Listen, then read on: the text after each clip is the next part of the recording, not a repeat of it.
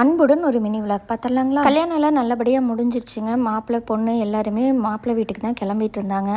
இந்த ஊர் வழக்கப்படி இந்த ஊர் ஃபுல்லாக சுற்றி வந்து தான் அப்புறம் தான் பொண்ணு மாப்பிள்ளை அவங்க வீட்டுக்கே போகணுமா.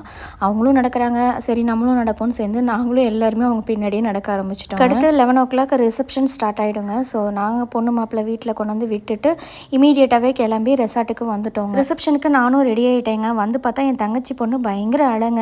அவங்க அம்மாவை கிளம்பவே விடாமல் கத்திட்டு இருந்தா. சரி நான் கொஞ்ச நேரம் தூக்கி வச்சுட்டு இருந்தேங்க. ரிசப்ஷன் முடிஞ்ச கையோடய சாப்பிட்டு கிளம்புறதாங்க பிளான். ஸோ அதனால ரூமும் வெக்கேட் பண்ணுங்கிறதுனால எல்லாரும் பரபரப்பாக கிளம்பிட்டு இருந்தாங்க. குழந்தைங்களை எல்லாம் தூக்கி நான் வச்சுக்கிட்டு இருந்தேன். அடுத்து இந்த கல்யாணத்தில் புதுசாக நாங்கள் பார்த்தது என்னென்னா, மத்தியானம் லஞ்சுக்கு நான்வெஜ் மெனு போட்டிருந்தாங்கங்க. அது எங்களுக்கு ரொம்ப புதுசாக இருந்தது. கல்யாணம்னாலே சாம்பார், ரசம், கூட்டு, பொரியல், வடை, அப்பளம்னு இல்லாமல் இந்த மாதிரி நான்வெஜ் மெனு கொஞ்சம் டிஃப்ரெண்ட்டாக தாங்க இருந்துச்சு.